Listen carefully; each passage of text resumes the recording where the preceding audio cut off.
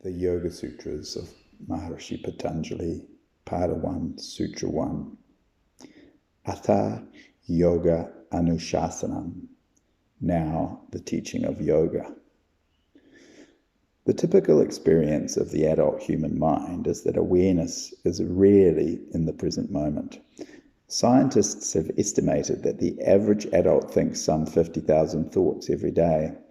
These are almost without exception concerned with the past or the future or the distant. There is little or no experience of life as it is now and here. When we do, rarely for an instant slip beyond the continuous barrier of our unending thought streams, we find that life suddenly becomes vastly different from our typical waking state experience. Instead of being caught by regret for the past or worry for the future, we are free to experience life as it is right now, free from self-defeating beliefs and judgments, free from the limitations imposed by past experience, established in peace and joy. Therefore, the science of yoga begins and ends in the present moment. Everything to be understood about the transformation of life from suffering to permanent happiness, from failure to success, from ignorance to enlightenment, is to be found in the present instant of time. Life in freedom is the result of learning to turn from the imperious demands of our past experience. Nothing can be done for the past. It is over. Nothing can be done for the future, for it never comes.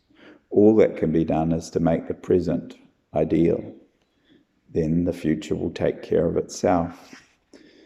Perfection of the present instant is at once the goal and the means of the science of union. In this, the very first sutra, Patanjali describes the entire process of the growth of consciousness from bondage and suffering to enlightenment. With the grace of a consummate artist, he opens his sutras in a wholly traditional manner that nevertheless contains in seed form the entire story of the 195 sutras that follow. All the rest are a commentary on the first three words, now teaching yoga. But Patanjali is generous. In case anyone fails to catch this, he will elaborate in detail. Life is meant for freedom, joy, and continual progress. How is this to be accomplished? By freeing our experiencing machinery from bondage to past experience.